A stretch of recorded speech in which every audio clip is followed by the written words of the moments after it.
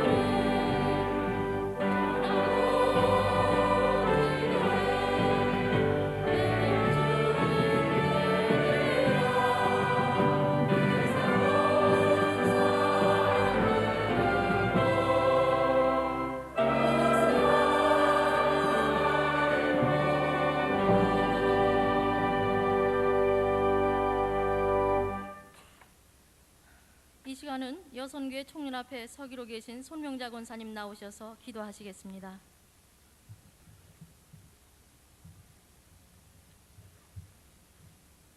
다 같이 기도드리겠습니다.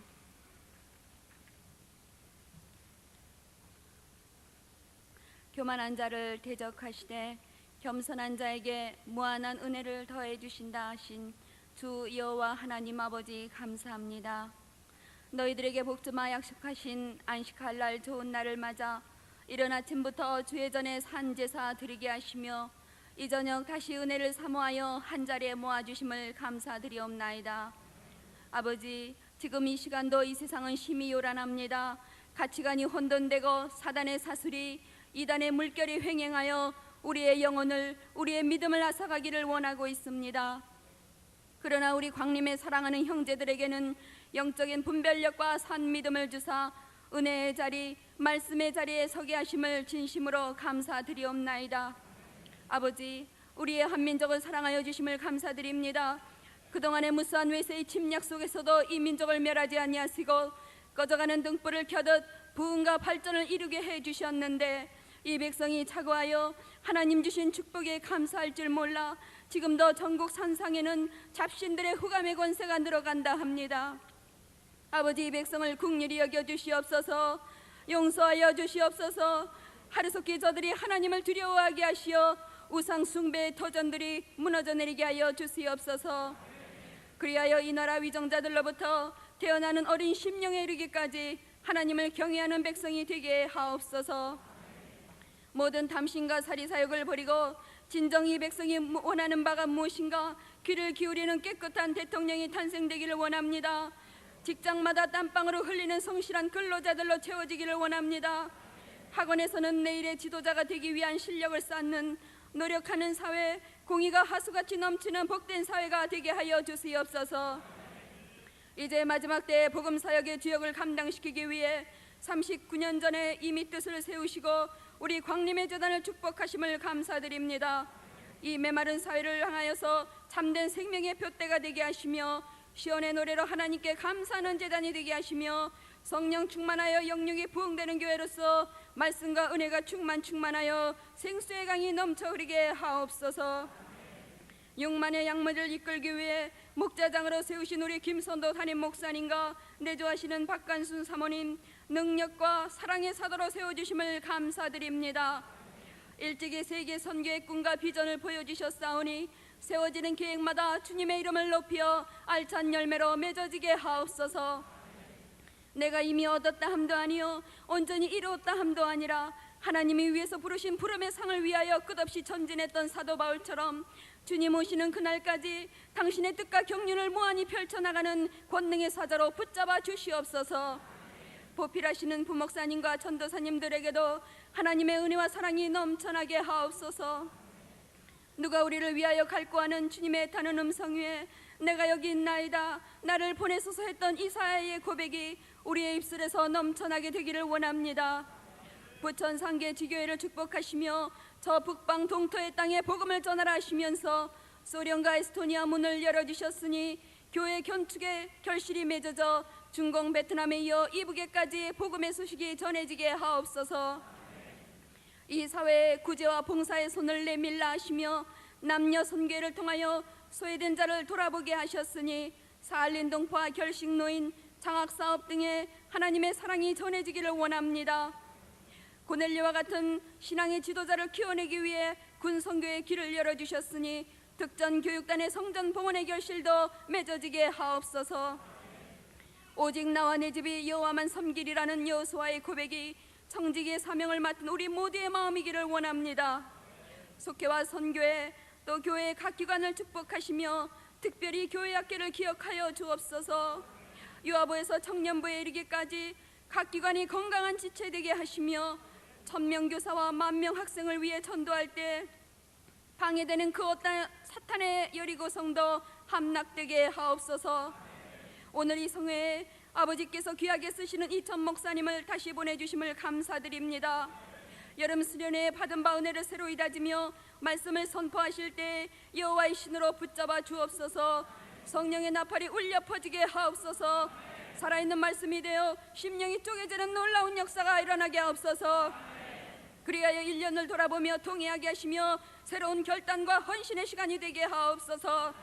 오늘 찬양을 통해 주께 영광 돌리는 광림 찬양 선교단 가브리엘 성가대와 헤븐 브라스 앙상블 나은교 교수님의 헌신을 받으시고 우리가 주 안에서 하나가 되는 기쁨과 평화가 넘쳐나게 하옵소서.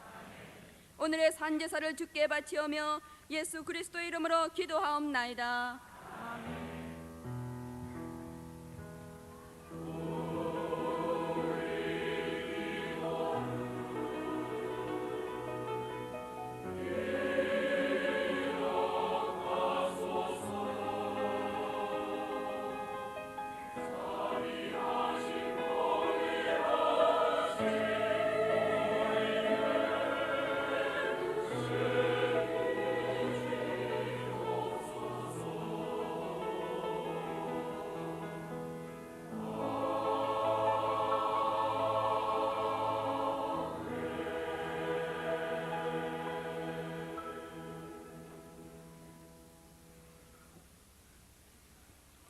이 시간은 성가 부르기 대회에서 대상을 받으신 38교구 특별 찬양과 또 이어서 바리톤 나윤기 선생의 특송이 있겠습니다.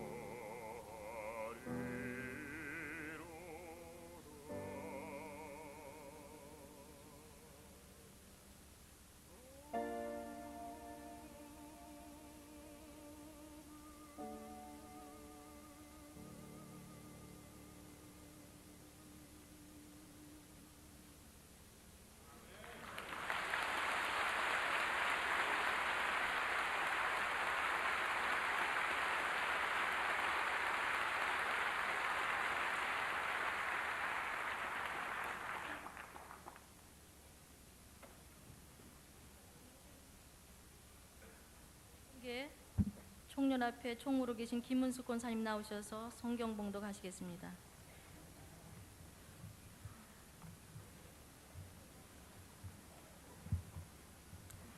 성경 말씀은 마가복음 14장 3절부터 9절까지 말씀입니다. 신약 성경 79면에 있습니다. 예수께서 베다니 문둥이 시몬의 집에서 식사하실 때에 한 여자가 매우 값진 향유 곧 순전한 나드 한 옥합을 가지고 와서 그 옥합을 깨뜨리고 예수의 머리에 부으니 어떤 사람들이 분매어 서로 말하되 무슨 의사로 이 향유를 허비하였는가.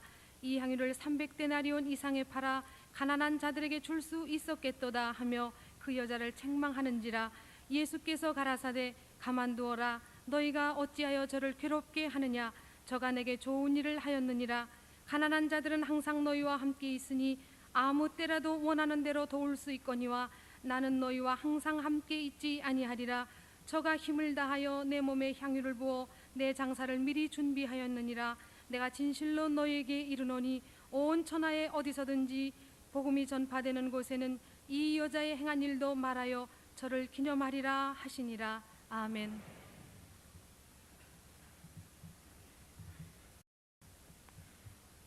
지금은 준비 찬양으로 수고하신 헤븐 브라스 앙상블의 특별 찬양과 연이어 가브리엘 성가대 찬양이 있겠습니다.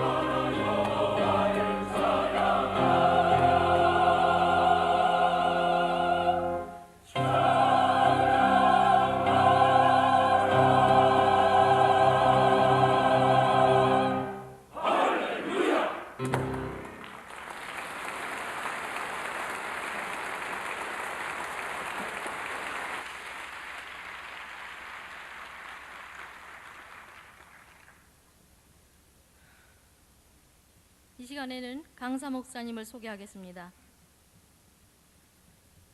왕십리교회 담임 목사님이시며 지난 여름 수련회에서 큰 은혜를 받고 다시 모시게 됨을 감사드립니다. 나오실 때 오른손을 들고 할렐루야로 환영하겠습니다. 할렐루야!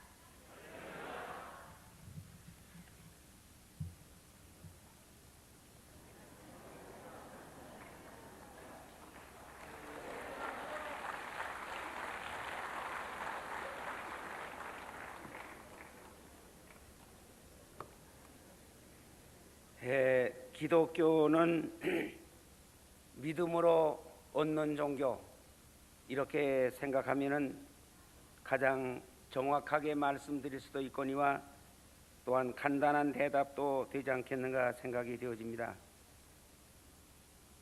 모든 공로는 예수님께서 세우시고 우리는 그분의 행적과 그분의 교훈과 그분의 말씀을 믿음으로 말미암아 우리는 어떠한 것이라도 불가능이 없이 얻을 수 있고 성취할 수 있고 승리할 수 있고 가질 수 있고, 그래서 바울 사도는 말씀하시기를 내게 능력 주신 자 안에서 내가 모든 것을 할 수 있다고 하는 자신 있는 고백을 한 것을 우리가 찾아볼 수가 있습니다. 저는 이 시간 여러분들이 믿음을 가지고 나오신 줄로 믿습니다. 또한 믿음으로 제 설교를 들어주실 줄로 믿습니다. 그 믿음에 의하여 어떤 사람에게는 죄에서 사함을 받는 역사가 일어날 것이고, 오늘 이 자리에 앉으신 여러분들 어떤 사람에게는 심령이 깨끗해지는 역사가 일어날 것이고, 어떤 사람에게는 거룩해지고 어떤 사람에게는 새로운 하나님께로부터 의를 얻어질지로 믿습니다. 하나님과의 참된 평화가 이 말씀 속에 이루어지기를 축원합니다. 여러분들이 이 시간을 통하여 보다도 하나님과의 친근한 사람이 되어지고 아직도 완전히 거듭나는 체험이 없는 사람들에게는 말씀에 의하여 중생의 역사가 이루어지시기를 축원합니다. 영생이 뭔지를 모르는 사람들에게는 영생에 대한 믿음의 확신이 여러분들의 심령 속에 임하시기를 바라는 것입니다. 하나님의 영의 충만함이 여러분들에게 이루어지기를 축원합니다. 오순절날 통하여 초대교회는 하나님의 성령 충만이 바로 세계를 복음화할 수 있는 기독교가 시작이 되온 것도 성령 충만으로 말미암아 이루어진 것입니다. 오늘 이 자리에 나오신 여러분들, 우리 모두가 하나님의 영의 충만함 속에서 복음화할 수 있고 한국과 세계를 복음화할 수 있는 새로운 기독교의 역사가 이 시간을 통하여 이루어질 줄로 믿습니다. 구원이 뭔지를 모르는 사람에게는 구원에 대한 확신이 임하기를 바랍니다. 여러분들의 심령에 영원한 영생에 대한 구원도 있습니다마는 현실적인 면에서도 여러분들의 가정생활에 사업에 있어서 여러분들의 실제적인 사회생활 속에서 여러분들은 날마다 하나님의 구원의 역사를 체험하는 역사가 일어나기를 바라는 것입니다. 이 모든 것을 우리가 어떻게 얻을 수가 있느냐? 믿음이 있으면 얻을 수가 있습니다. 받을 줄로 믿으시기를 축원합니다. 은혜가 될 줄로 믿으시기를 축원합니다. 정결해질 줄로 믿으시기를 축원합니다. 하나님과의 평화가 이루어질 줄로 믿으시기를 축원합니다. 구원을 믿으시기를 바랍니다. 영생을 믿으시기를 바랍니다. 하나님과의 참된 은혜 안에서 진리의 자유가 여러분들에게 이루어지기를 주님의 이름으로 축원합니다. 기도드리겠습니다. 거룩하시고 고마우신 아버지 하나님이시여, 우리 한국 땅 서울에 광림교회를 세워두신 하나님 앞에 먼저 감사를 드립니다. 광림교회를 세워주셨기에 한국의 기독교가 더욱 활발해질 수가 있었고, 세계를 향한 보다도 적극적인 선교운동이 전개될 수 있는 기틀이 이곳에서 이루어지고 기초가 이루어진 줄로 믿습니다. 이 위대하고도 아버지 하나님이여 거대한 광림교회를 세우시고 또한 주의 큰 종을 이 제단에 세우셔서 세계를 향하여 외치게 하시고 온 국가를 향하여 외치게 하시고 모든 사람들을 향하여 복음을 외칠 수 있는 특권을 주시고 은혜를 주신 아버지 하나님, 앞으로도 김선도 목사님을 이 한국 땅을 위하여 세계 선교를 위하여 더욱 강력하게 써 주실 줄로 믿습니다. 베드로와 같이 쓰실 줄로 믿습니다. 바울과 같이 쓰실 줄로 믿습니다. 우리 모두가 이 훌륭한 목사님 밑에서 아버지 신앙생활을 하게 된 것을 어느 무엇보다도 영광스럽게 생각합니다. 아버지 하나님, 무엇이간데 이 미말의 종을 사랑하셔서 이 큰 종이 서서 외치는 자리에 또 한 번 서게 하신 아버지, 당신의 뜻이 있고 섭리가 있는 줄로 아옵나니 이 종을 다시 한번 주님의 장중에 붙드셔서 이 시간을 위하여 하늘에서 준비해 놓으신 하나님의 메시지를 우리에게 주시옵소서. 하나님의 능력의 말씀을 주시옵소서. 진리를 우리들 가운데 베풀어 주시옵소서. 하나님의 뜨거운 사랑을 또 한 번 체험할 수 있는 은총을 베풀어 주시옵소서. 주의 장중에 의탁하옵나니 이 종을 붙드셔서 입술을 주장하시고 이 시간부터 한 시간 동안 이 자식의 마음을 붙들어 주시고 생각을 붙들어 주시옵소서. 그래서 주님의 뜻을 이루시고 주의 영광을 나타내 주시옵소서. 예수님의 이름으로 감사하고 기도드리옵나이다. 아멘.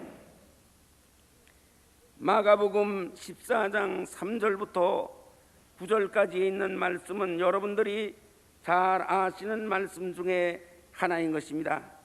이 사건은 예수님이 십자가를 지기 바로 전에 있었던 사건이고, 이 사건은 실제로 있었던 역사적인 사건인 것입니다. 예수님이 십자가를 지기 전에 바로 이 사건이 있었고, 이 사건을 통하여 예수님께서는 말씀하시기를 내가 복음이 전파되는 곳에는 반드시 이 사건을 말해서 모든 사람들로 하여금 따르도록 만들고 본받도록 만들겠다고 하신 주님의 말씀의 내용으로 보아 이 사건은 하나의 지나가는데 생겨난 우연한적의 문제적인 사건이 아니라 이것은 분명히 우리 복음과의 깊은 관계가 있는 사건이고 또한 예언적인 사건이라고 우리가 생각할 수가 있습니다. 베단이라고 하는 동네에 문둥병 걸렸다가 고침을 받은 시몬이라고 하는 한 유지가 살았습니다. 그런데 이 사람이 예수님께 나와 문둥병 고침 받은 것을 너무도 고맙게 생각하고 있던 차에 예수님이 자기의 동네에 들러가신다는 말을 듣고 자기의 집으로 특별 초대를 했습니다. 그리고 특별히 예수님을 대접하려고 하는 막 연애가 벌어지려고 하는 순간에 어떤 여자가 느닷없이 문을 열고 들어오더니 예수님의 머리에 향유를 부었다고 기록되어 있습니다. 그런데 그 향유는 얼마 가치에 해당하는 향유를 부었느냐? 본문 말씀으로 봐서 300데나리온에 해당하는 향유라고 말했습니다. 그러면 300데나리온이라고 하는 말이 오늘 우리들의 시가로 말하면은 얼마가량이 될 수 있는 액수냐? 이것은 5 식구가 1년 동안 생활할 수 있는 생활비에 해당하는 것입니다. 여러분들 5 사람이 1년 동안 살라고 하면은 얼마쯤 가져야 생활할 수 있겠는가를 계산해 보면은 바로 그것이 300데나리온에 해당하는 액수가 될 줄로 압니다. 그렇다고 하면은 이것은 상당히 거액의 돈이라고 우리가 생각할 수가 있습니다. 그런데 요한복음 12장에 이 사건의 기록으로 보아서는 이 여자는 부자의 집의 사람도 아니요 그날 벌어서 그날 먹고 사는 중류 이하의 속하는 가정인 것을 우리가 엿볼 수가 있습니다. 그렇다고 하면은 이 여자가 예수님께 드린 300데나리온은 어떻게 보면은 자기의 전 재산을 가지고 나와 예수님께 드렸다고 해도 과언이 아닐 줄로 아는 것입니다.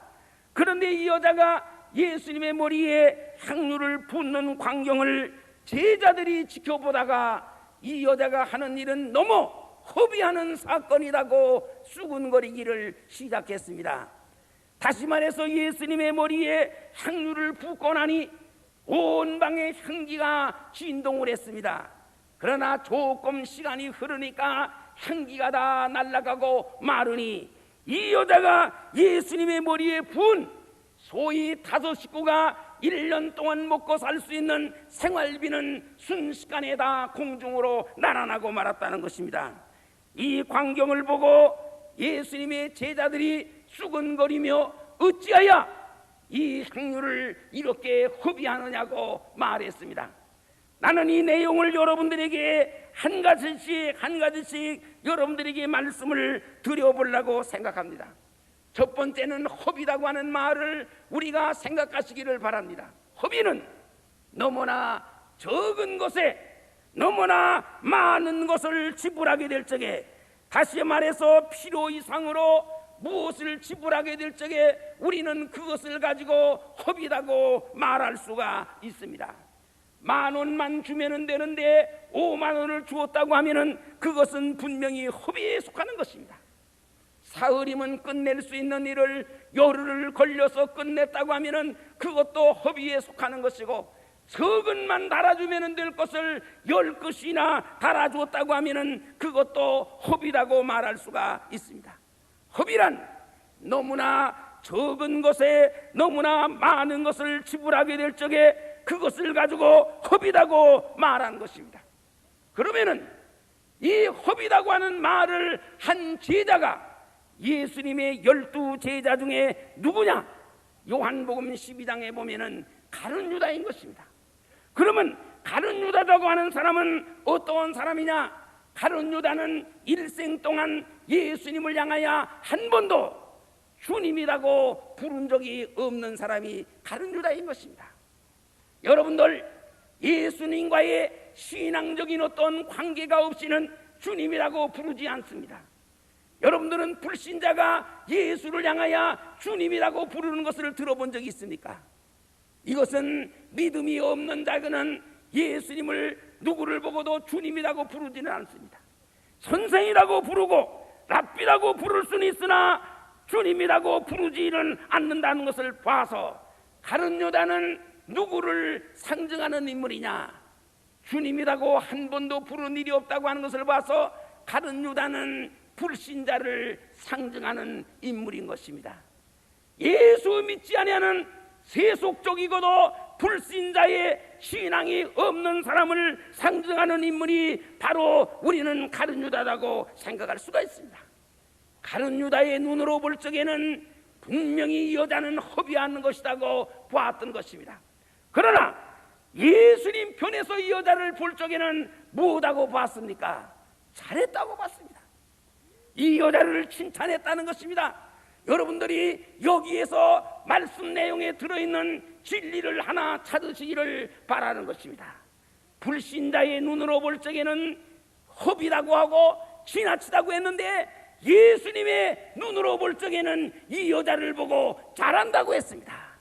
어느 정도까지 잘한다고 했느냐? 복음이 전파되는 곳에는 이 여자를 마을에서 내가 이 여자를 기념하도록 만들겠다고 할 정도로 이 여자를 향하여 예수님은 만족하게 여겼다는 것입니다. 사랑하시는 여러분들, 우리가 예수를 믿어도 주님의 마음을 기쁘게 드릴 수 있는 신앙을 가지시길 바랍니다.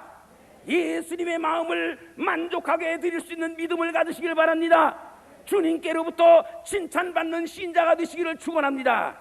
우리가 무슨 일을 하더라도 칭찬받도록 일을 해야지, 욕먹도록 일하고 우리가 많은 사람들에게 상받지 못하도록 일하는 것은 죽도록 일하고도 이 일에 대한 가치를 우리는 나타낼 수가 없는 것입니다. 여기 앉으신 여러분들, 여러분들이 예수 믿는 그 신앙은 칭찬받는 예수가 신앙이 되시기를 축원합니다. 하나님의 마음을 기쁘게 해드릴 수 있는 신앙이 되시기를 축원합니다. 그러려고 하면은 어떻게 믿어야 칭찬받는 신앙이 될 수가 있겠느냐? 바로 그것이 여기에 기록되어 있는 것입니다. 믿지 아니하는 사람들이, 하나님을 믿지 않는 불신앙의 사람들이, 여러분들의 주위에 있는 예수 믿지 않는 식구들이, 형제 친구들이 여러분들이 신앙생활을 보고 무엇하고 평가하는가를 여러분들은 들어봐야 합니다. 그들이 여러분들을 보고 아무개 예수 믿어도 좀 지나치게 믿지 않아? 저렇게까지 믿어야 돼? 저 좀 지나치지 않아? 이럴 정도가 돼야 하나님 편에서는 여러분들의 신앙을 내려보고 기쁘게 생각할 수 있다는 것입니다. 여러분들, 우리가 부모를 섬겨도 그 이웃의 사람들이나 친구가 볼 적에 너는 부모를 섬겨도 좀 지나치지 않느냐? 그렇게까지 어머니 아버지밖에 모르느냐? 그럴 정도의 평을 드릴 수 있는 사람이라야 효자 속에 들어갈 수가 있는 것입니다. 그러니까 하나님을 향해서는 좀 지나치다고 하는 말을 들을 줄 알아야 하나님 편에서는 여러분들은 칭찬받는 신자가 될 수가 있다고 하는 사실을 여기면서 여러분들이 기억하시길 바랍니다. 그러나 엄격한 면에서 말한다고 하면은 하나님 편에는, 하나님을 향해서는 하도세 모자라고 부족한 것이지 지나치다고 하는 것은 있을 수가 나는 없다고 생각하는 사람입니다. 자식이 부모를 향하여 지나친 거 있습니까?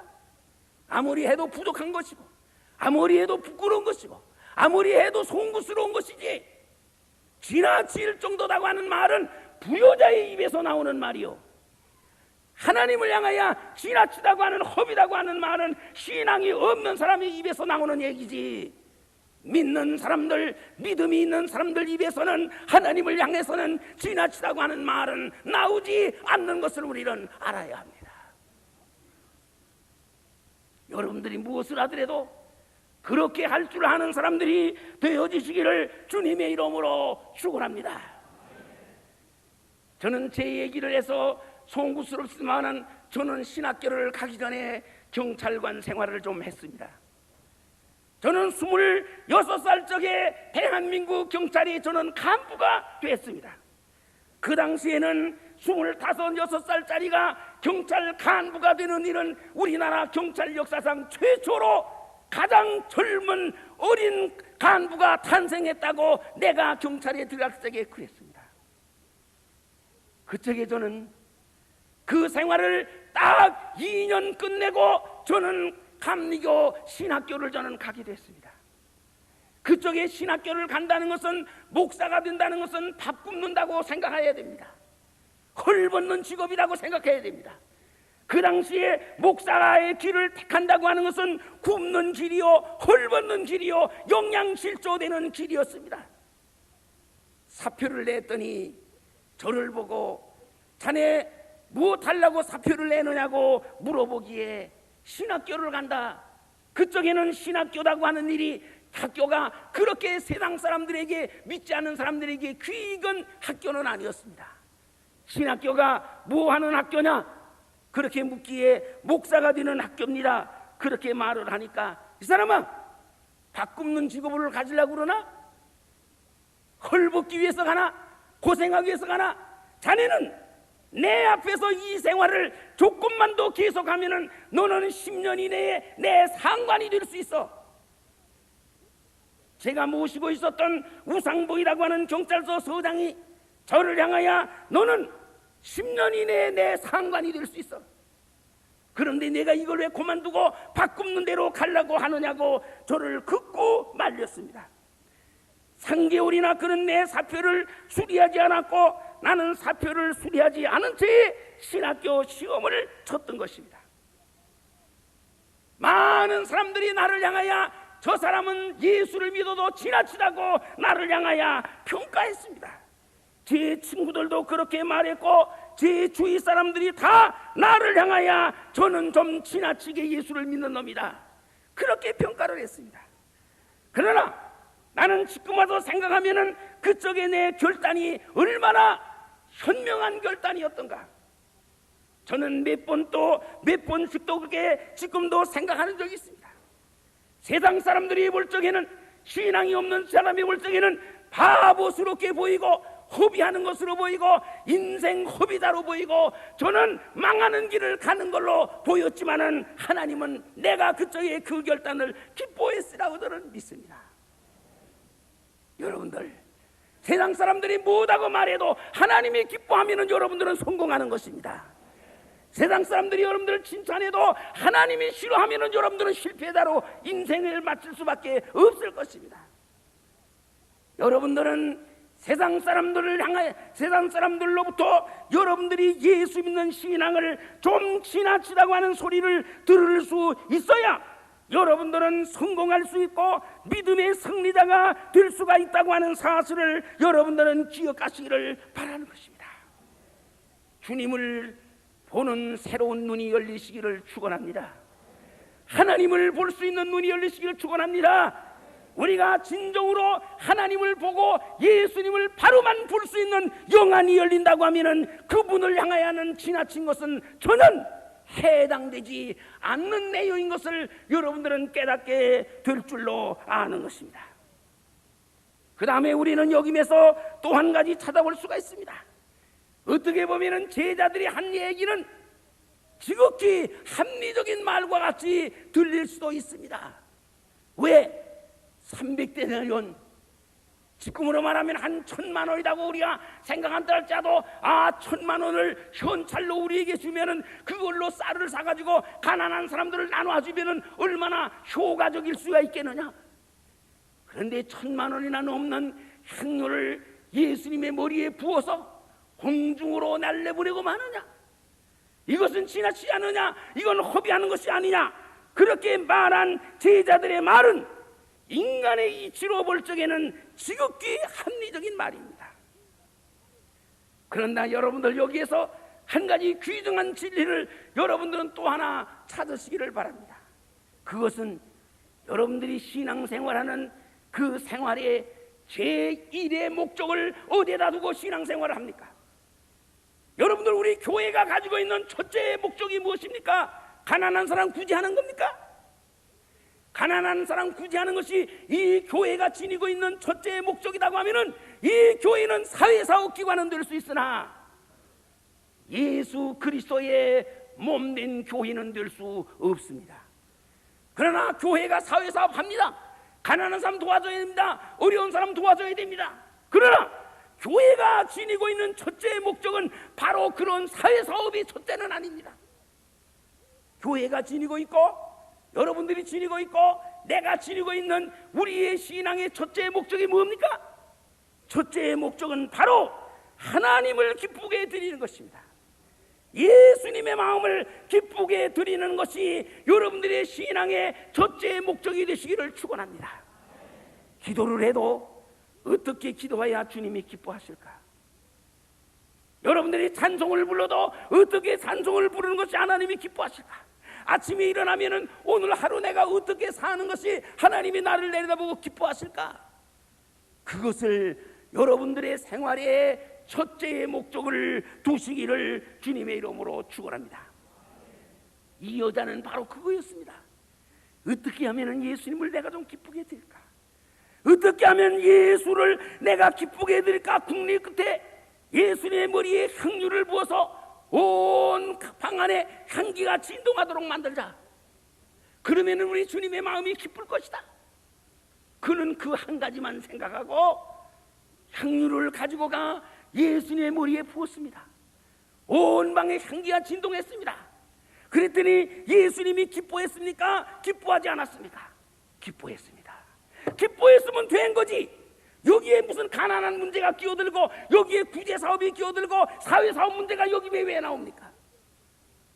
이 여자의 목적은 단지 예수님을 기쁘게 드려야 되겠다고 하는 것이 목적인데 그것을 했더니 예수님이 기뻐하지 않았다. 그러면 문제가 생기지만은 예수님의 머리에 향유를 부었더니 예수님이 기뻐했습니까? 기뻐하지 않았습니까?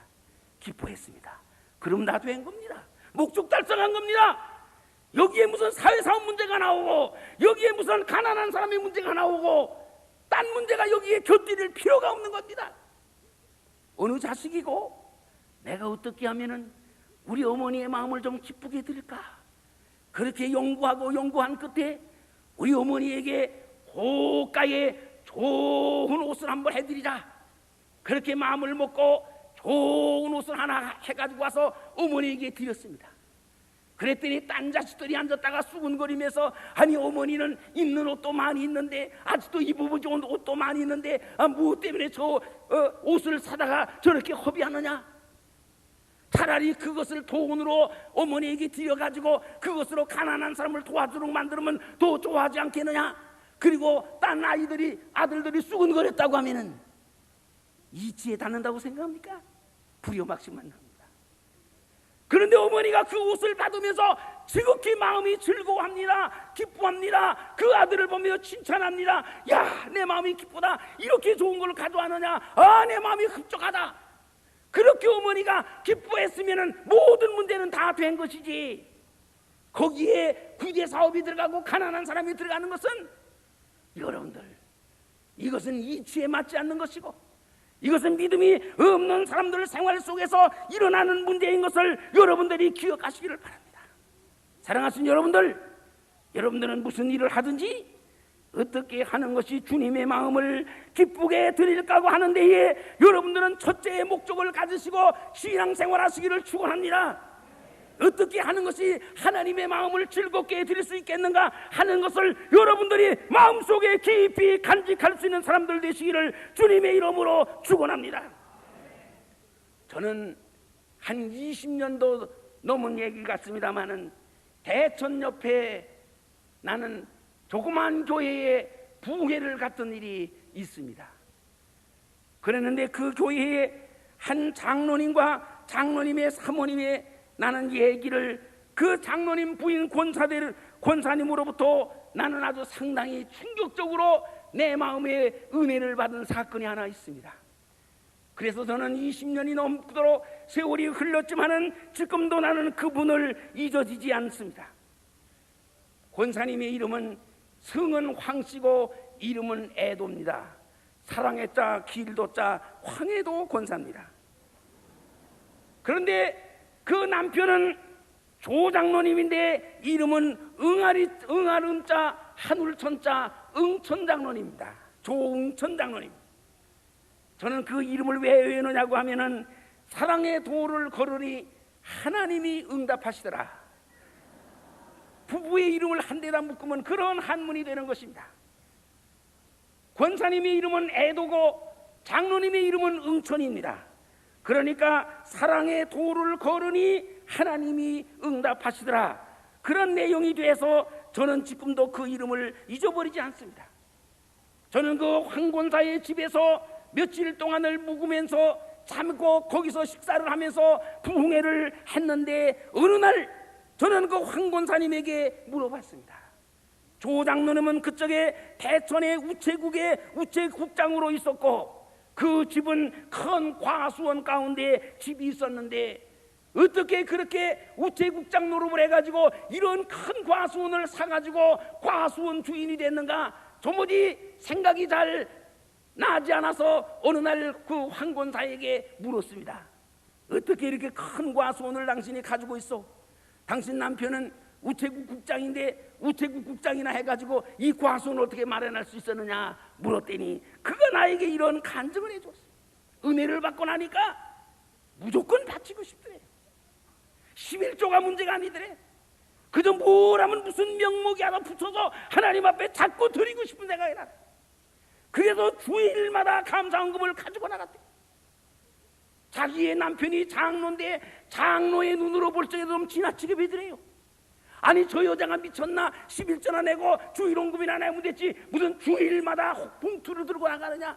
그리고 이 가난한 생활에 어떻게 살라고 저렇게 야단을 피우는가? 그래서 그 남편 장로가 권사되는 자기 부인 보고 당신 좀 지나치지 않느냐고, 예수를 믿어도 그렇게 믿어야 되느냐고 남편이, 장로되는 남편이 부인을 향하여 말을 했다는 거예요. 그래도 그대면은 드리고 싶어서 못 견디겠으니까 이름을 쓰지 않고 남편 몰래 장로 부인이 무명시로 또 바치기를 시작했답니다. 그런데 어느 날 고등학교 쪽에 동창생이 찾아왔대요. 고등학교 쪽에 여고 시절의 동창생이 느닷없이 15, 16년 만에 자기를 찾아왔대. 찾아오더니 하는 얘기가, 내가 남편 몰래 돈을 좀 저축해 둔 것이 있는데 이 액수가 너무 자꾸 늘어나니까 남편에게 뜯길 가능성이 생겼으니 내가 가만히 생각해봐도 이 돈을 맡기고 보관을 해줄 사람은 너밖에 없을 것 같아서 학교 시절에 지냈던 네가 생각이 나서 내가 왔으니 너 이 돈 좀 맡아달라 그러더래요. 그쪽 돈으로 60만 원이면 꽤 많은 돈이었습니다. 20만 원, 6년 전에 60만 원. 60만 원을 갖다 맡기면서 이걸 좀 맡아달라. 내가 이걸 어디다 맡은, 내가 어디다 이걸 보관하느냐. 아니 너 남편이 우체국 국장 아니냐. 그러니까 우체국에다가 예금해라 그러더래요. 그래서 자기 남편의 예금고도 올려줄 건 60만 원을 맡아가지고 은행에다가 우체국에다가 예금을 했대요. 예금을 한 지 꼭 일주일 만에 어느 과수원 복덕방 하는 사람이 찾아오더니 어디에 좋은 과수원이 났는데 그 과수원을 사라 그러더래요. 그래 내가 무슨 돈이 있게 월급 생활하는 사람이 과수원을 사느냐 그랬더니 이건 사기만 하면 남는 건데 좀 사라. 얼마면 살 수 있느냐 그랬더니 60만 원만 내면 살 수 있다고. 그래서 그만 그 60만 원이란 말이 그렇게 똑 떨어질 수가 없더랍니다.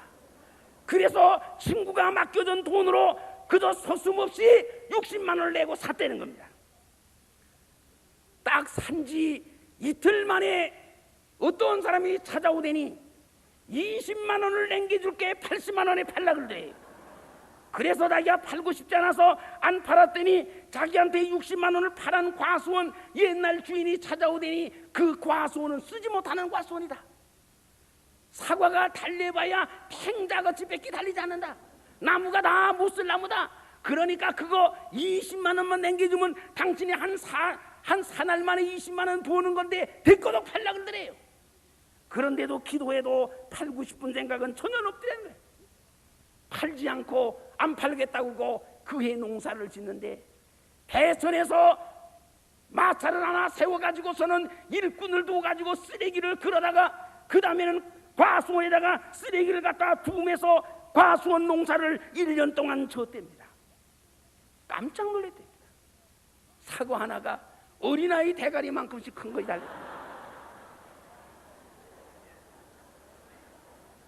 팽자같이 열린다고 하는 과수원이 전혀 상상할 수 없는 과일들이 열리기 시작하는데 어마어마하게 열렸다는 거예요. 1년 농사 짓고 나니까 그것을 따가지고 나갔더니 이게 어디서 난 과수원이냐 사과냐 그래. 거기가 창동인데 창동서 따왔다 그랬더니 창동에 이런 사과가 어디느냐. 이건 대구 사과 아니면 예산 사과가 그러더래요. 그래서 농사를 져가지고 싹 사과를 따서 팔았는데 모든 비용을 다 제하고 한 푼도 어김없이 60만 원이 남았대요. 60만 원을 은행에다 집어넣었답니다.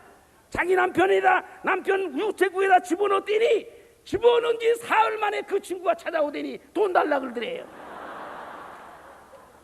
아무 소리 안 하고 1년 만에 과수원 하나 걷어 벌고 60만 원 맡겼던 것으로 내주면서 너무도 고마워서 거기다가 이자를 좀 붙였더니 너 이자를 왜 붙이느냐. 이자 붙일 필요 없다 그러더래요. 우체국 이자만 붙여주면 된다 그러더래요. 그래서 그 과수원 샀다는 얘기하면은 과수원 내놓으라고 할까봐 겁이 나서 그 얘기는 안 하고 그냥 덤으로 얼마를 자꾸 주워가지고서는 억지로 주어서는 보냈다. 목사님, 세상에 이런 일이 다 있습니까? 나는 그 얘기를 듣고 깜짝 놀랐어요. 그렇게 액수까지 마저 돌아가면서 1년 만에 어마어마한 과수원 하나가 그냥 공중으로 날아간 거예요. 내가 이 말씀을 드리는 것은 이 황해도 권사라고 하는 이 황권사가 하나님 앞에 지나치도록 하니까 하나님도 지나치도록 복을 주더라 그 말이야. 여러분들 자식이 부모를 향해서 좀 지나쳐야 효자가 되고 아내가 남편을 향해서도 지나쳐야 연료가 되고 여러분들 남편도 아내를 향하여 좀 지나쳐야 애처가가 되는 거지. 여러분들 여러분들은 좋은 일에는 지나친 자가 되시기를 축원합니다. 옳은 일에는 지나치도록 하는 자 되시기를 축원합니다. 하나님이 기뻐하는 일에는 여러분들은 지나칠 줄 아는 사람이 돼야지, 적당히 하려고 하는 사람이 되면은 하나님도 적당입니다. 기도도 좀 지나치다고 할 정도로 할 적에 능력이 오는 것입니다. 하나님의 역사가 일어나는 것입니다. 믿습니까? 하나님을 향하는, 사실은 하나님을 향해서는 지나치다고 하는 것은 있을 수 없는 문제라고 저는 생각합니다만은, 사람의 눈으로 볼 적에는 좀 지나칠 정도가 돼야 하나님이 기뻐하신다, 그런 말씀인 것입니다. 나는 이 시간 여러분들에게 다시 말씀드립니다. 하나님을 만족게 드린 자 치고 자신의 만족을 얻지 못한 사람 나는 없다고 생각합니다. 만족하기를 원하십니까? 여러분들은 먼저 하나님을 만족하게 해드리시기를 축원합니다. 여러분들은 행복하기를 원하시고 기쁘기를 원하십니까? 먼저 하나님의 마음을 기쁘게 드린 자가 되시기를 축원합니다. 그러면 하나님이 또 여러분들의 마음을 기쁘게 드릴 것입니다. 행복이란, 여러분들 하나님을 기쁘게 드리지 아니하고 인간의 기쁨이 와지지 않습니다. 하나님을 만족해 드리지 않는 자가 어찌 만족한 생활을 우리가 이 땅에서 영위할 수 있으리라고 나는 생각지 않는 것입니다. 여러분들은 하나님을 기쁘게 드릴 수 있는 방법이 뭔가를 생각해 보시고, 방법이란 좀 지나치도록 믿으시기를 축원합니다. 하나님 앞에 헌금을 하더라도 좀 지나치다고 할 정도로 하나님 앞에 드려야 하나님이 그 헌금을 기쁨으로 받으시는 거예요. 조금만 하면은 또 하나님의 마음을 기쁘게 해드릴 텐데 적당히 하기 때문에 문제가 붙는 거다, 그 말입니다. 여러분들 하나님을 기쁘게 해드린 자 치고 자신의 기쁨을 얻지 못한 자가 없다. 능력 받기를 원하십니까? 하나님을 향하여 능력 있는 신자가 되시기를 원합니까? 나는 능력이란 어디서 오느냐? 하나님을 향하여 허비의 원리를 모르는 사람은 하나님의 능력이 오지 않습니다. 하나님을 향하여 허비한다고 할 정도로 하나님을 섬기는 자는 반드시 하나님께로부터의 능력을 체험하게 되는 것을 기억하시기를 바라는 것입니다. 허비는 능력을 가져온다. 허비의 원리는 하나님의 절대적인 지배권을 가져온다. 내가 하나님을 향하여 허비할 정도가 돼야 하나님은 나를 완전히 지배해 주신다. 내가 하나님을 향하여 허비할 정도가 돼야 하나님은 나에게 능력을 쏟아주신다. 허비는 하나님의 능력을 가져오는 길이요, 하나님을 향한 허비는 하나님의 절대적인 지배를 가져오는 길인 것을 기억하시기를 바랍니다. 성령 충만이 뭡니까? 하나님의 지배가 충만하다는 얘기예요. 하나님이 나를 완전히 지배한다는 얘기예요. 하나님이 나를 완전히 지배하는 것을 가지고 우리는 성령 충만이라고 말하는 것인데, 전폭적인 하나님의 지배 속에 살기를 원하십니까? 전폭적인 하나님의 영역 속에 살기를 원하십니까? 여러분들은 하나님을 향하여 지나칠 정도로 충성하고 지나칠 정도로 허비한다고 할 정도로 하나님을 섬기는 믿음의 사람들이 되기를 축원합니다.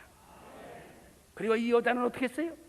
이 여자가 예수에게 머리 기름을 부었는, 향유를 부었는데 예수님은 이 사건을 가지고 뭐라고 말했습니까? 이 여자는 내 장사를 미리 예비했다, 그렇게 말했어요. 내 장사를 미리 예비했다 그랬어요. 여러분들, 신앙은 미리라고 하는 것을 여러분들은 기억하셔야 됩니다. 미리미리 여러분들이 모든 것을 할 줄 알아야 됩니다. 사건이 터지고 시험이 생기고 어려움에 부닥쳐서 하나님 앞에 기도하는 것은 늦은 것입니다. 우리들은 뭐든지 미리 할 줄 아는 지혜로운 신자가 되시기를 축원합니다. 기도도 힘이 있을 적에, 젊었을 적에 미리미리, 하나님 앞에 드리는 것도 내가 가진 거 있을 적에 미리미리 열심으로 드릴 줄 아는 사람이 되시기를 축원합니다. 기회는 항상 우리들에게 와지는 것이 아닙니다. 미국 사람의 속담에 기회는 문을 한 번만 두드리고 간다는 말이 있습니다. 기회는 문을 한 번만 두드린다. 한 번 두드릴 때 문을 열으면은 그 기회는 내 것이 되지만은 또 두드릴 때가 오겠지 하고 기다리는 자는 영영 기회는 잊어버리는 것입니다. 여러분들이 일할 수 있는 기회, 은혜 받을 수 있는 기회, 충성할 수 있는 기회, 하나님 앞에 드릴 수 있는 기회, 하나님이 여러분들에게 기회를 여러분들에게 주었을 적에 여러분들은 기회를 놓치지 말고 미리미리 하나님을 향하여 일하고 충성할 줄 아는 사람 되시기를 주님의 이름으로 축원합니다. 그러면은 이 여자는 어떻게 예수님을 향해서 300데나리라고 하는 거액을 서슴없이 예수님의 머리에 붓고 그것도 부족해서 눈물을 흘리며 울었겠느냐? 이 여자가 무슨 여자에게, 어떤 여자에게 이것을 하고도 오히려 부족을 느끼면서 눈물을 흘렸겠느냐? 이유가 어디 있느냐? 이 여자는 한마디로 말해서 예수님의 존귀성을 볼 줄 아는 눈이 열린 사람인 것입니다.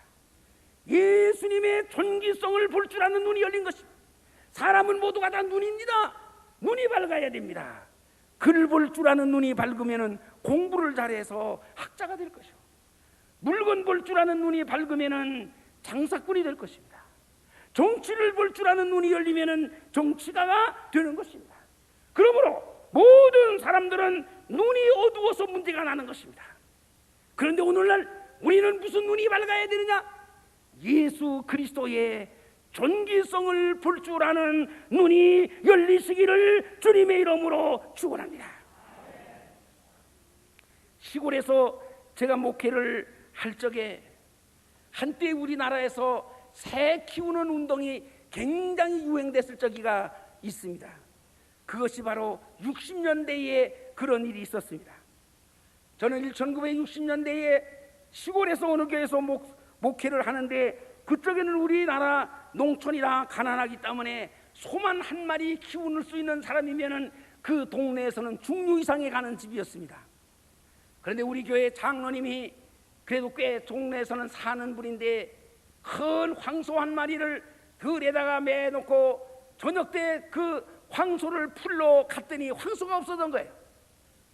그만 장로님이 그 부분을 다 찾아봐도 황소가 어디로 달아난지 들에다 매놓은 황소 한 마리가 없어진 것입니다. 그쪽에 황소 한 마리를 잊어버렸다 그러면은 농촌에 사는 사람들로서는 재산이 홀랑 날아난 거와 다름이 없었습니다. 장로님이 시골의 그쪽에는 별의별 일 다 생겨도 다 목사 찾아와요. 어느 날인가 어느 부인네가 우리 집에 아주 헐벗다면서 밤중에 찾아와서 문을 두드리며 목사님 빨리 나오라고 그래서 나갔더니 가자 그래요. 어디를 가냐? 자기네 집에 가자. 왜 가자냐? 글쎄 가보면 아니까 가자. 그래서 웬 애나 부모가 누가 죽어서 다 죽어가는가 보다 그래가지고 허겁을떡 쫓아갔더니 방으로 들어가지 않고 집 뒤로 돌아가더라고요. 그래서 왜 뒤로 돌아가느냐고 그저 따라가 봤더니 돼지우리 앞에 가서 떡날 세워놓더니 빨리 목사님 기도하시오 그래요. 무슨 기도를 하려냐? 새끼가 지금 낳을 때가 됐는데 새끼를 못 낳고 끙끙대니 빨리 낳게 해달라고 기도하라고 얘기해. 그래서 나는 그쪽에 젊은 나이지만은 내가 사람 목사지 돼지 목사냐? 돼지 새끼를 낳고 안 낳는 것까지 내가 기도해야 될 이유가 어디 있느냐?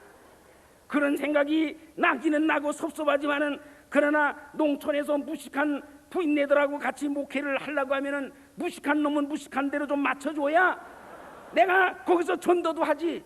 그렇다고 내 고집만 부리면은 되겠어요?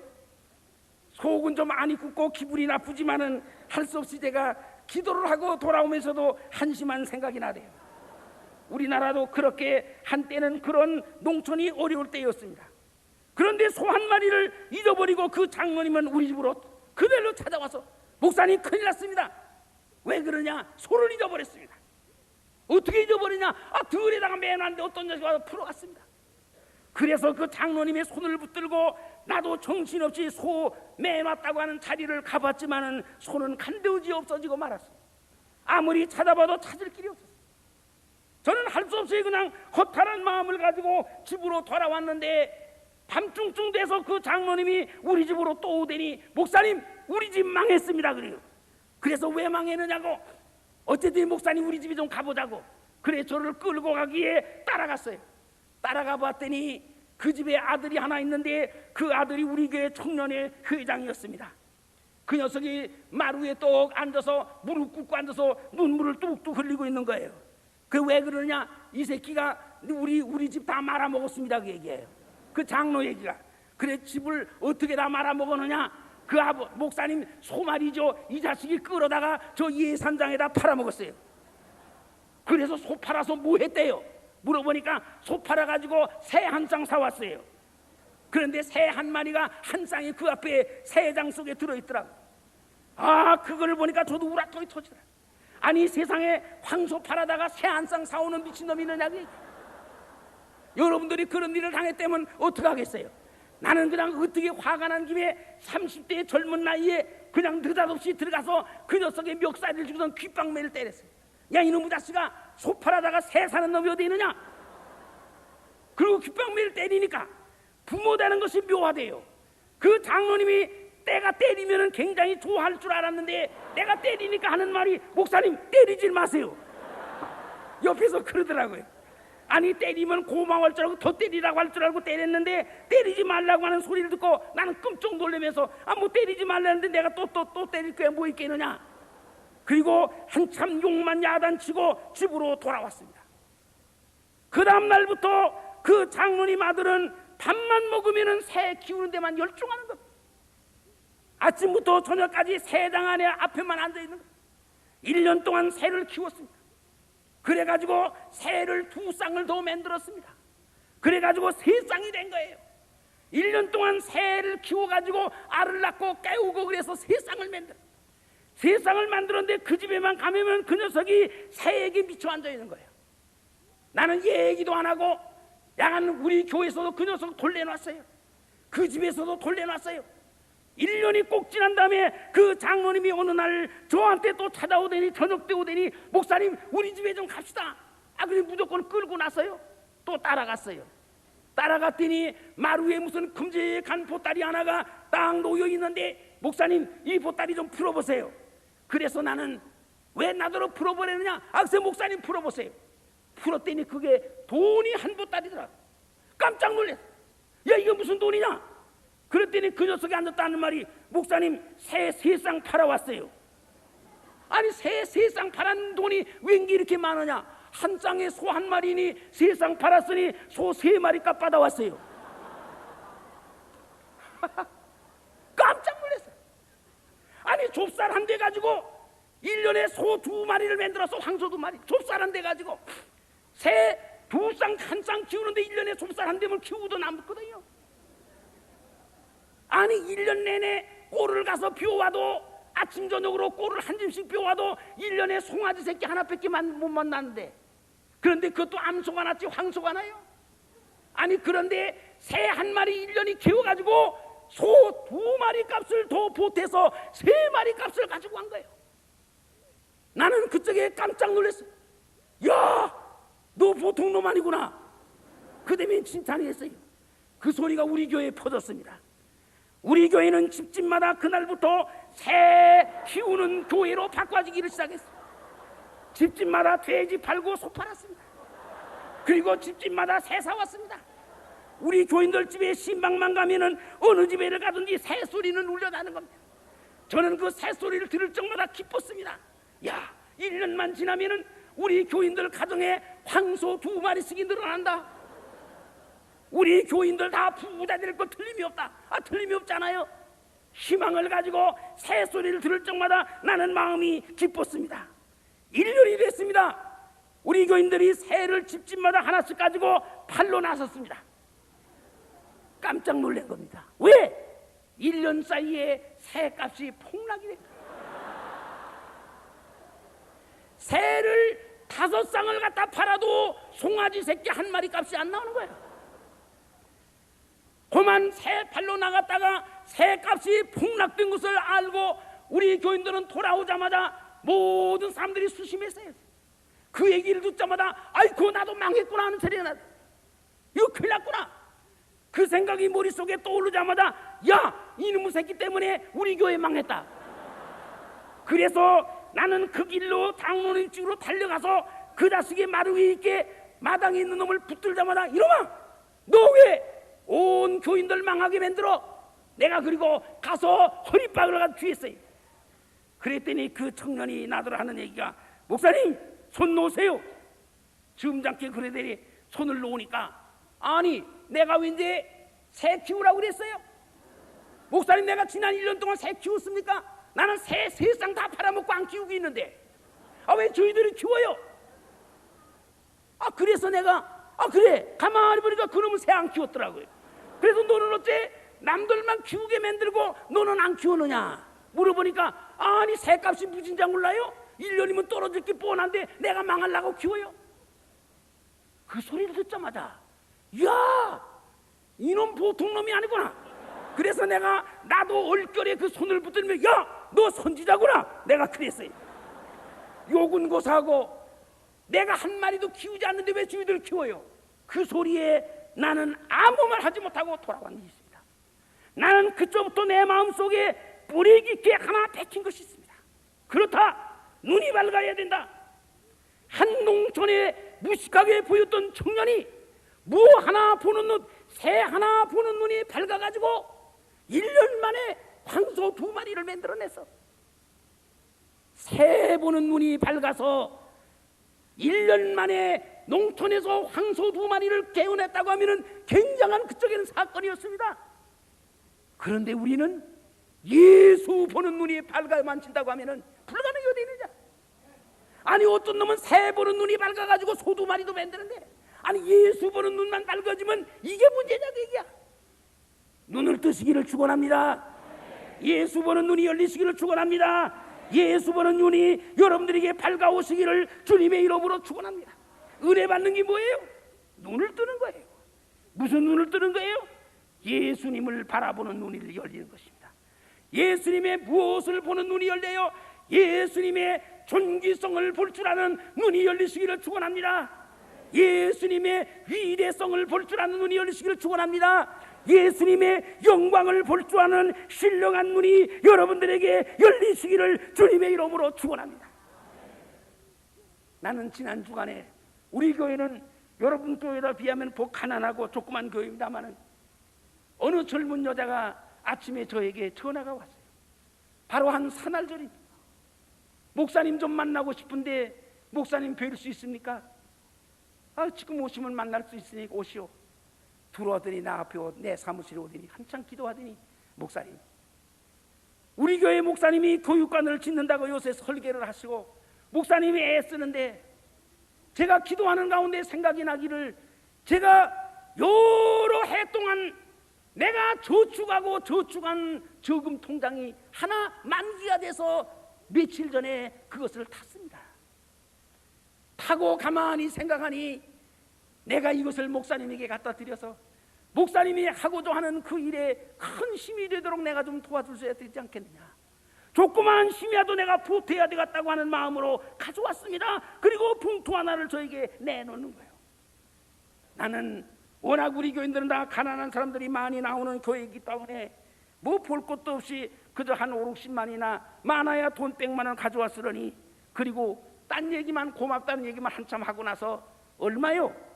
그리고 물었더니 788만 6,510원입니다. 10원짜리 적금을 타서 10원짜리 하나도 빼지 아니하고 그대로 갔어요. 저는 그 가난한 그 한 젊은 집사에게 그 돈을 받으면서 내 마음이 얼마나 뜨거웠는지 저는 그 액수를 금방 냈어요. 788만 6,510원이에요. 저는 그것을 받는 순간에 이것은 내가 하고자 하는 이 교육관을 지을 수 있는 데에 오병이어를 갖다 줬구나. 나는 그 젊은 집사님과 더불어 둘이서 머리를 숙여 기도하면서, 하나님, 오병이어를 가져왔으니 주님이 받으시고 축복하시옵소서. 그래서 5,000명을 먹인 것과 같이 우리 교회가 짓고자 하는 교육관을 잘 질 수 있도록 축복이 이 재물을 통하여 이루어질 줄로 믿습니다. 그리고 내가 기도했습니다. 오늘 낮에 우리 교회에서 설교하면서도 내가 이 얘기를 조금 누구라고 하는 이름은 밝히지 않았지만은 했습니다. 오히려 그 여자를 나에게 그를 주면서도 부끄러워한 마음을 가지던, 자랑스럽게 생각하는 마음이 아니라 부끄러워하면서, 얼마 되지도 않는 건데 그 집 사정을 내가 알거든요. 생활을 알거든요. 가난한 여자였어요. 여러분들 우리가 하나님 앞에 무엇을 하더라도 힘을 다해서 이 여자가 예수님께 가지고 온 300데나리온의 향료는 예수님 말하기를 이 여자는 힘을 다해서 내 장사를 미리 준비했다, 힘을 다했다 그랬어. 힘을 다했다고 하는 말은 힘이 있는 데까지 했다는 거예요. 자기가 할 수 있는 데까지 했다고 말이에요. 그 이상은 더 할래도 할 수 없는 방법까지 썼다는 거예요. 여러분들, 바로 예수님은 300데나리온이라고 하는 액수가 문제가 아니라 이 여자가 힘을 다한 향유라고 하는 데서 주님은 마음을 기뻐한 것입니다. 내가 이 시간 여러분들에게 말씀을 드립니다. 예수님은 외면적이나 피동적인 것은 주님은 기뻐하지 않습니다. 여러분들이 뭘 한 가지 하더라도 힘을 다하는 사람이 되시기를 축원합니다. 정성을 다하는 사람이 되시기를 축원합니다. 내가 할 수 있는 데까지는 다 했다고 할 수 있을 정도로 주님 앞에 그렇게 모든 일이 되어지기를 주님의 이름으로 축원합니다. 그리고 이 여자가 예수님께 드린 것은 무엇입니까? 향유입니다. 이 여자가 드린 향유는 무엇입니까? 자연산의 향유가 아니라 가공된 향유인 것입니다. 이 향유라는 것은 가공된 향유인 것입니다. 여러분들이 은혜 받아서 내 마음에 새로 태어난 나 자신, 내 중심은 향유와 같은 것입니다. 이것을 무엇에다 쓸 겁니까? 은혜 받은 내 심정, 은혜 받은 내 마음, 구원받은 나, 중생한 나, 영생한 나, 이것이야말로 예수 그리스도의 십자가로 말미암아 나를 가공한 나, 이 나를 어디에다 쓸 겁니까? 은혜 받았다고 말하면서 나 자신을 다시 세상으로 끌고 갈 겁니까? 속된 세상으로 끌고 갑니까? 구원받은 여러분들, 영생한 여러분들, 은혜 받은 여러분들, 바로 은혜 받은 그 마음을 하나님께 드리시기를 축원합니다. 주님께 드리시기를 축원합니다. 예수님의 머리에 향유를 붓는 것 같이 주님께 자신을 쏟는 자가 되시기를 주님의 이름으로 축원합니다. 그것이 바로 주님이 원하는 일입니다. 그것이 바로 하나님이 기뻐하는 일이라고 하는 사실을 기억하시길 바랍니다. 그렇게 했더니 어떻게 됐어요? 향유가 났다, 향내가 났다. 여러분들이 가는 곳마다 예수 향내 나시기를 축원합니다. 예수 향내 나는 사람 되시기를 주님의 이름으로 축원합니다. 제가 전에 시골에 또 있을 적에 우리 교회 김봉래라고 하는 권사인데, 그분은 지금은 장로가 됐습니다마는 그 당시에는 권사였어요. 이 사람은 성경도 제대로 읽지 못할 정도로 무식한 사람이에요. 이 사람의 원래 직업이 뭐냐고 하면은 대전역에서 그 모든 화물차에다가 짐을 싣고 내리고 하는 노동자였어요.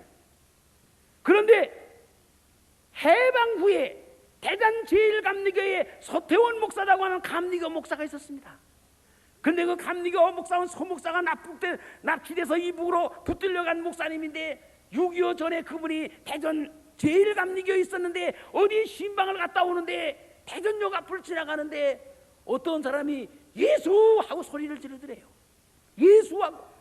그래 서 목사님은 자기를 보고 예수라고 하는 줄 알고, 목사니까 그래서 누가 나를 예수라고 부르는가 하고도 뒤를 두르고 돌아봐도 자기를 부르는 게 아니고, 가만히 보니까 일하는 웬 청년 하나가 있는데 그 청년을 부르고 부르는 말이 예수 그러고 부르더래요. 깜짝 놀랐대요. 아니 죄를 보고 왜 예수라고 부르는가? 무심끝이 나왔는데 며칠 후에 또 대전역을 지나다 보는데 또 예수 하는 소리가 나서 또 보니까 그 청년을 보고 또 예수라고 부르더래요. 그 서목사님의 마음이 감동이 완 겁니다. 나는 목사야도 예수 소리 한 번 못 들었는데 저 청년은 예수를 어떻게 믿기에 주위 사람들로 하여금 예수라고 하는 별명이 붙었는가? 찾아가서 자네가 예수인가? 물었대요. 그랬더니 아유 제가 무슨요? 그래서 저 사람들이 저를 놀리느냐고 자꾸 예수라고 불러요. 아무 소리 안 하고 손 목사가 자네 오늘 밤에 우리 집에 좀 오겠나? 나는 여기 제일감리교회 목사일세. 자네 우리 집에 좀 올 수 있겠나? 아유 목사님이 오시려면 가야죠. 그럼 몇 시까지 오게? 온다며 목사님 집에 밤에 찾아갔더니 그 서목사는 그쪽에 부잣집 아들이었습니다. 부잣집 아들로 목사 노릇을 했어요. 그가 그 김봉래라고 하는 청년을 향하여 나는 일평생 동안 목사 노릇하면서 예수 소리를 듣지 못하고 목사 노릇을 하는데 너는 예수를 얼마나 잘 믿기에 별명이 예수라고 붙었느냐? 네 소원이 뭐냐? 물었대요. 제 소원이 뭐 있습니까? 그저 시골에 내려가서 조그마한 집이나 하나 하고 팥이나 한 떼기 가지고 논이나 한 떼기 사고 그래서 그저 열심히 농사나 져서 먹고 사는 건 내 소원이죠. 그래? 그 이상 소원이 없어? 그 이상 소원이 없습니다. 그럼 알았어. 내가 며칠 후에 다시 부를게. 아무 소리 안 하고 예산에 있는 어느 장로님에게 연락을 해가지고 그 한 몇 식구가 살 수 있으리만한 논밭 집 달린 집이 있으면 하나 좀 소개해달라. 그랬더니 제가 있던 교회에 그 어느 집을 하나가 이사가는 집이 나타나가지고 그 집이 있다고 하니까 서태원 목사가 아무 소리 안 하고 와서 한마디로 다 계약을 하고 김봉래 청년을 불러가지고 네 소원대로 내가 다 만들어놨으니 가서 살아라. 그래서 김봉래라고 하는 사람이 서태원 목사가 사준 집과 땅에서 살았어요. 지금은 그분이 장로가 됐습니다마는 서태원 목사님이 납북하고 간 후에도 그는 명절마다 추석 때마다 꼭 서울의 그 사모님을 찾아 세배하러 올라가는 것을 나는 제가 목회하면서 내 교회에서 보았습니다. 한 청년이 예수님을 너무 지나칠 정도로 믿어서 예수라고 하는 별명이 붙도록 믿으니까 하나님이 하루아침에 그 소원 다 들어주더라고요. 여러분들, 오늘날 여러분들 속에서 그리스도의 향기가 납니까? 예수의 향기가 나는 사람 되시기를 축원합니다. 예수의 별명을 들을 수 있을 정도로 향기가 나는 사람이 되시기를 주님의 이름으로 축원합니다. 산타싱이 일본까지는 왔댔습니다. 그가 일본 동경의 체육관에 그가 나가서 전도 강연을 하는데 체육관에 설교하기 위하여 강대에 올라가니까 온 교인들이 일제히 일어났대요. 일어나라고 하지 않은데 온 교인들이 일어나더니 여기저기서 소리가 터져나오는데 못하고 소리가 터져나왔어요. 이는 예수가 재림한 것이 아니냐. 고만 산타스를 보는 사람같이 보이지 아니하고 예수님을 보는 것 같은 느낌이 왔기 때문에 많은 사람들이 일어나라고 하지도 않는데 저절로 일제히 일어나더니 소리를 지르기를 이는 예수가 재림한 것이 아니냐고 소리를 질렀다는 것입니다. 여러분들, 어떻게 산타승에서는 그런 예수 향기가 그렇게 온 군중을 사로잡을 정도로 났습니까? 산타승은 중심을 주님 앞에 바친 사람이에요. 주님을 향하여 자기의 중심의 옥합을 깨뜨려 드린 사람이에요. 그러므로 그가 가는 곳마다 그리스도의 향기가 난 것입니다. 나는 목사의 생명이 뭐냐? 그렇다고 물어본다고 하면은 목사가 강단에 설교하러 나섰을 적에 교인들이 목사를 바라다보며 무엇을 느끼느냐가 문제인 것입니다. 목사님의 얼굴을 바라다보며 예수를 만나는 것 같은 느낌을 느끼고 예수를 보는 것과 같은 감정이 오고 예수의 소리를 듣는 것과 같은 우리들 마음속에 무언가 감동이 있어야지만이 그 설교는 생명력이 있습니다. 어떻게 그 향기가 날 수 있어요? 주님을 향하여 우리의 옥합을 깨뜨리면 여러분들의 몸에서 향기가 납니다. 예수 그리스도의 향기가 나는 것을 여러분들은 기억하시기를 바랍니다. 수냄이라고 하는 동네에 한 여인이 살았습니다. 그런데 가끔 그 동네에는 키 커다란 사람이 가끔 지나갔습니다. 어느 날 수냄의 한 여인이 자기 남편을 향하여 우리 동네에 가끔 지나가는 키 커다란 사람이 있지 않느냐? 그는 분명히 하나님의 거룩한 사람이다. 그러니 그 사람을 우리 동네에 오면은 우리 집에 와서 유숙할 수 있도록 우리가 집에다가 좋은 방을 하나 새로 마련하자고 남편을 향하여 말했습니다. 우리가 아무리 구약 성경을 열왕기서를 둘쳐봐도 이 수네베 이 여인이 엘리사를 만났다고 하는 기록은 나오지 않습니다. 그런데 이 여자는 예수님을 몇 번 보고 즉각적으로 하는 말이 이는 하나님의 거룩한 사람이라고 자기 남편을 향하여 그 엘리사에 대한 얘기를 그렇게 말했습니다. 여러분들이 직장에서, 가정에서, 이웃에서 여러분들 많은 사람들이 여러분들을 보며 여러분들을 통하여 예수를 볼 수 있어야 되고 예수의 향기를 여러분들 많은 사람이 맡을 수 있어야 되는데 어떻게 그리스도의 향기가 나올 수 있느냐? 중심을 들이시기를 축원합니다. 옥합을 주님을 향하여 깨뜨리는 자가 되시기를 축원합니다. 그러면은 여러분들이 움직이는 곳에 예수 향기가 진동하게 될 것을 나는 믿습니다. 지나칠 정도로 여러분들은 주님을 섬기시기를 축원합니다. 주님을 향하여 존귀의 예수의 존귀성을 볼 줄 아는 눈이 열리시기를 축원합니다. 그래서 그분을 향해서 하는 일이라고 하면은 무엇인지 여러분들이 주저하지 아니하고 예수를 위하는 일이라고 하면은 아낄 것도 없고 여러분들이 겁낼 것도 없이 할 수 있으리만큼 여러분들은 이 여자와 같이 그리스도에게 충성함으로 바로 그것이 복음이고 그것이 바로 나는 복음의 핵심이라고 생각합니다. 여러분들에게 이와 같은 믿음이 있어지고 이와 같은 하나님의 이 여인을 향하여 복음이 전파되는 곳에는 내가 너를 말해가지고 온 세상 사람들이 너를 기념하고 너를 본받도록 만들겠다고 한 주님의 말씀이 여러분들도 그렇게 많은 사람들에게 기념이 될 수 있는 그리스도인들이 되시기를 주님의 이름으로 축원합니다. 다 같이 기도드리겠습니다. 다 한 목소리로 통성으로 기도하시기 바라는 것입니다. 우리가 크게 주여를 한번 부르짖고 기도드리겠습니다. 주여! 주여! 주여! 자비하시고 고마우신 아버지 하나님이시여 주님의 은혜와 사랑하심과 축복하심을 중심으로 감사하며 하나님 앞에 영광을 돌리고 찬양을 돌리옵나이다. 아버지 하나님 우리를 붙들어 주시고 인도하여 주시옵소서. 하나님의 거룩한 축복으로 충만함을 채워 주시옵소서. 신령한 은혜를 주시옵소서. 우리 모두가 하나님을 향하여 아버지 눈이 열리게 하여 주시옵소서. 보다도 아버지 하나님이여 충성된 그리스도인 되게 하여 주옵소서. 가는 곳마다 그리스도의 향기를 나타낼 수 있는 저희들이 되게 하여 주시옵기를 원하옵고 간절히 기도하옵나이다. 오 할렐루야 할렐루야. 주여 돌아보시옵소서. 같이 하여 주시옵소서. 은혜를 베풀어 주시옵소서. 하나님의 큰 축복의 손이 함께하여 주시옵기를 원하옵고 간절히 기도합니다. 오 할렐루야 할렐루야 할렐루야. 주여 돌아보시옵소서. 같이 하여 이 시간에 우리 모두에게 축복하여 주시옵소서. 아버지 하나님의 크신 은혜로 충만함을 이루게 하여 주시옵기를 원하옵고 간절히 기도하옵나이다.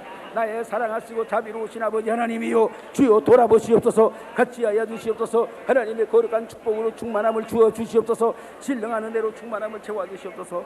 아버지 하나님이여 아버지 하나님 주님을 향하여 우리의 마음이 뜨거운 자가 되게 하시고 아버지 은혜 충만한 자가 되게 하여 주시고 신령하는 대로 충만함을 베풀어 주시옵소서. 아버지 역사하여 주시옵소서. 은혜로 베풀어 주시옵소서. 이 시간에 나온 사랑하는 성도들에게 한량없는 하나님의 은혜가 있게 하여 주시고 하나님의 큰 축복으로 충만함이 채워 주시옵소서.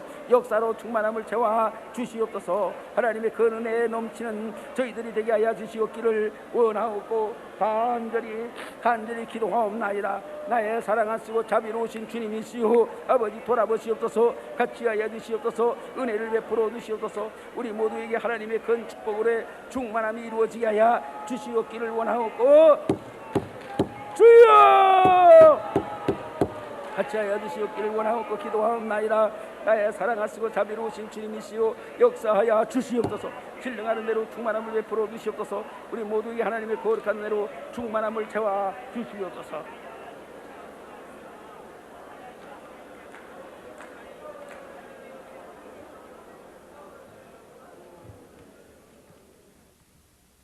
감사합니다. 지나칠 정도의 헌신으로 하나님을 기쁘게 해드린 저희들이 되어야 하겠습니다. 이 시간에는 찬송 다 같이 찬송 400장을 부르겠습니다.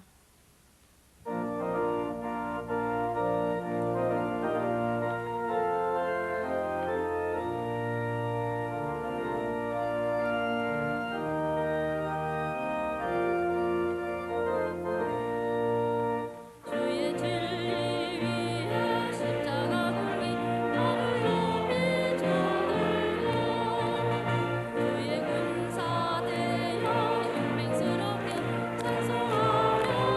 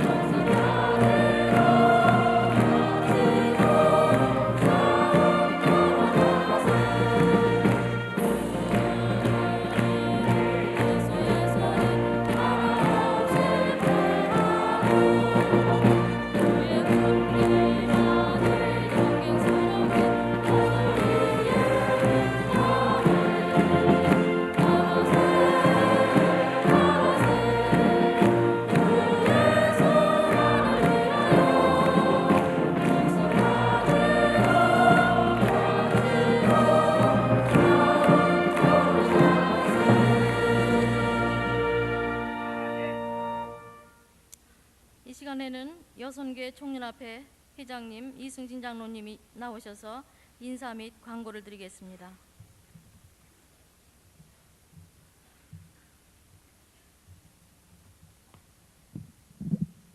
하나님께서 우리의 삶에 멋진 계획을 실현하시고자 우리에게 1992년 한 해를 주시고 우리를 통하여 하나님의 위대하신 뜻을 이루시기 위하여 우리를 도구로 삼아 헌신하게 하시고 교회 창립 39주년을 기념하는 광림 선교 축제를 남녀 선교회가 연합하여 기도로 준비하게 하시고 오늘 이렇게 집회를 갖게 하신 하나님께 감사를 드리며 영광을 돌립니다. 이제 뒤돌아보면 한국의 웨슬레와 같이 들어쓰시는 우리 김선도 담임 목사님 광림교회에 보내주셔서 170명이 안 되는 그 쌍림동 버드나무 닭곰탕집 옆에 그 구교회의 성전을 제3환경거를 넘어서 이제 출애굽해서 아무것도 없는 허벌판 이곳 배나무 밭에 이곳에서 다시 이 성전을 아름다운 성전을 하나님께서 담임 목사님을 통하여 비전을 주시고 이렇게 이와 같이 아름다운 성전을 짓게 하신 그 은혜를 하나님께 감사를 드립니다. 연일 부흥하여서 6만여 성도가 생명의 꿀을 먹게 하시고 그다음에 세계적인 감리교회로 성장하게 하신 그리고 이제 39돌을 맡게 된 그러한 이때의 감회가 굉장히 깊이 생각이 됩니다. 특별히 이번 39주년 광림 선교 축제의 중요한 의미는 첫째로 본격적인 세계 선교를 감당하기 위한 것입니다. 그건 우리 교회가 북방 선교를 이미나 소련의 광림 선교센터를 건립 중에 있고 중국의 선교 프로젝트를 추진하는 한편에 우리 여선교에서는 에스토니아의 선교 전략과 남선교에서는 베트남의 선교 전략을 모색하는 단계에 있습니다. 이번 선교 축제를 계기로 남녀 선교회가 본격적인 선교 축제를 뒷받침할 수 있는 지원 체제를 갖추도록 할 계획입니다.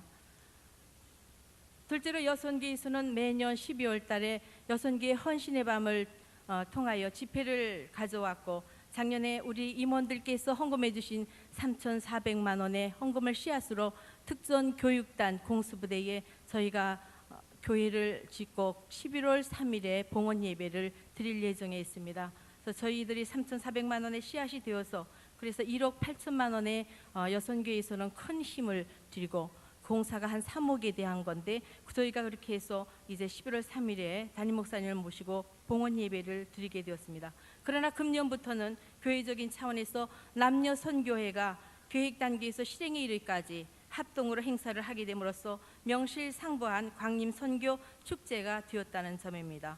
실제로 이번 행사가 전 교인의 축제로서 성가 부르기 대회를 통해서 교구마다 단합이 되었고 그 다음에 교회 학교 주관인 표와 포스터 공모전에 많은 관심과 참여가 있었으며 광림 사진전 또한 전 교인이 참여할 수 있도록 기획이 되었었습니다. 특히 금년도에 처음 시행했던 사랑의 나눔 운동은 크게 큰 좋은 반응과 큰 호응을 갖게 되었습니다. 앞으로 이 사랑의 나눔이 더 크게, 더 넓게, 폭넓게 우리 성도들뿐만이 아니라 모든 사람들에게 이것이 더 발전할 줄로 기대를 하는 바입니다. 오늘 이렇게 바쁘신 중에도 복음적 신앙의 요사라는 말씀으로 은혜를 기줘 주신 우리 이천 목사님께 깊은 감사를 드립니다. 특별히 오늘은 이곳에 서실 수가 없을 정도로 흑석동 감리교회에 거기에서 오늘 집회가 있을 예정이셨는데 그걸 바꿔주셔서 오늘 이와 같이 또 와주셔서 저희가 여름 수련회 때 뜨거운 열기가 이제 다시금 오늘의 복음적인 그 말씀을 통하여 다지게 된 것을 감사하게 생각을 드립니다.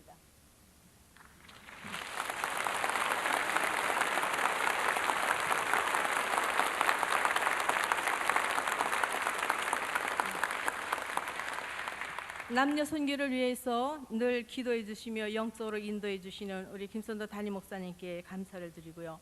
여선교회 고문이신 우리 박한순 사모님 저희를 위해서 늘 영적으로 지도해 주신 것에 대해서 늘 감사를 드립니다.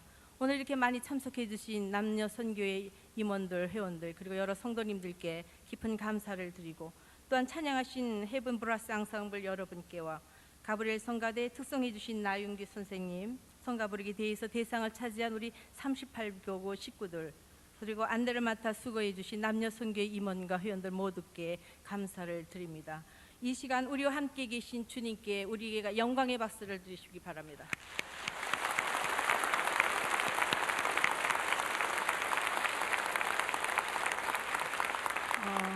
또한 여러분들이 들어오실 때에 달력을 다 받으신 줄 압니다. 그래서 저희들이 남녀 선교에서 달력을 여러분들께 선물로 드렸고, 그다음에 전도사님들께 여쭈어서 조금 생활이 여의치 않으신 분들에게 쿠폰으로 쌀 100가마를 사랑의 나눔으로 드리고 있어서 그거를 이제 받고 가시면 될 줄 압니다. 여러분 감사합니다.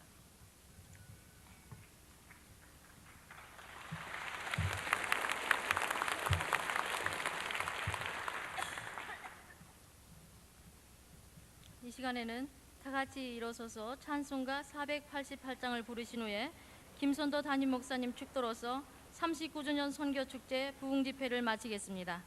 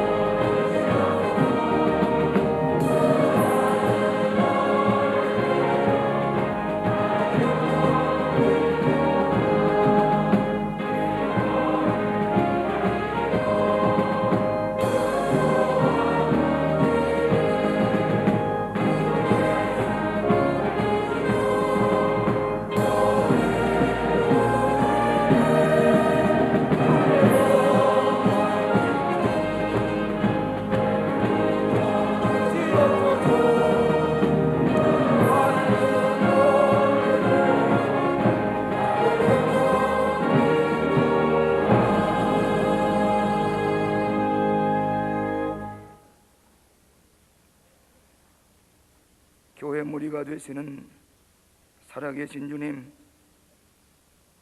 39년 전에 잿더미 속에 우리 광림교회를 세우게 하시고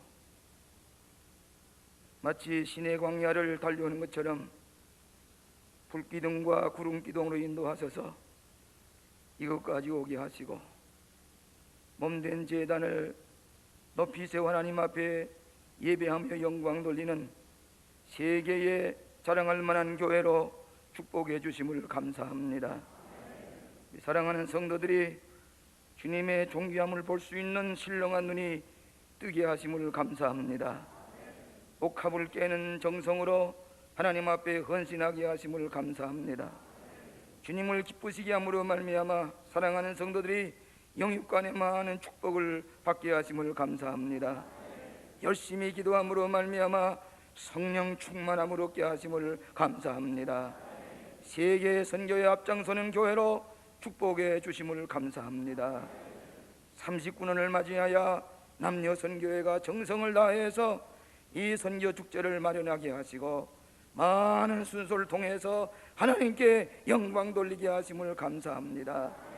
어젯밤과 오늘 저녁에 귀하신 종들을 세우셔서 우리 마음의 영적인 새로운 충격으로 락하여 주심을 감사합니다. 이 밤에 저희들은 중심에 옥합을 깨기 원합니다. 주님의 머리에 향유를 붓기를 원합니다. 주여 온전히 헌신하는 이번 기회가 되게 하여 주시옵소서. 남녀 선교의 복을 나려 주시옵기를 원합니다. 우리 모든 성도들의 기업에 영육간에 복을 나려 주시고 모든 사람에게 나누어 주며 그리스도의 향기를 나타내는 주님의 종기 여김을 받는 하나님의 백성들이 다 되게 하여 주시옵소서. 이 저녁에 이 전 목사님 귀한 말씀 증거해 주소사오니 하나님께서 오른손을 붙잡아 주시사 어느 가든지 놀라는 권능의 말씀으로 뒤집어 엎고 새롭게 만들 수 있는 능력의 종으로 삼아 주시옵소서.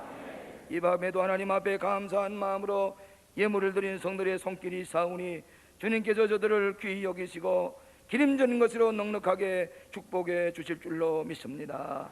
오늘에 받은 이 감격과 이 기쁨을 가지고 더 나아가 하나님을 놀랍게 기쁘시게 하며 세상에 나가 복음을 증거하는 당신의 귀한 하나님의 백성들이 다 되게 하여 주시옵소서.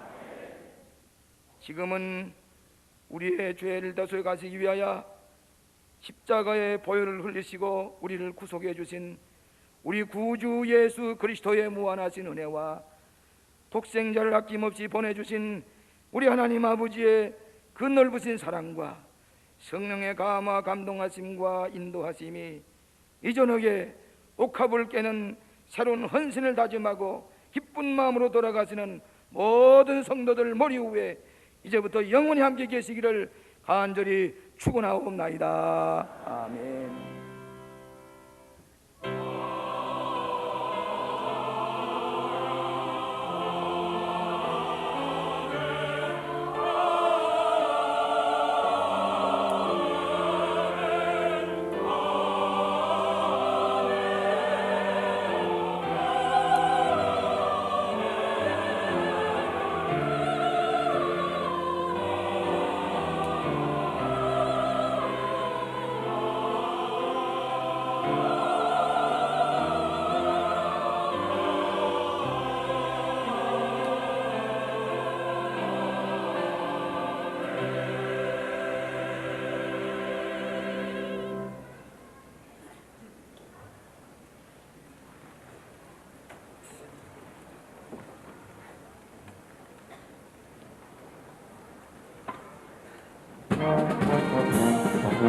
Thank you.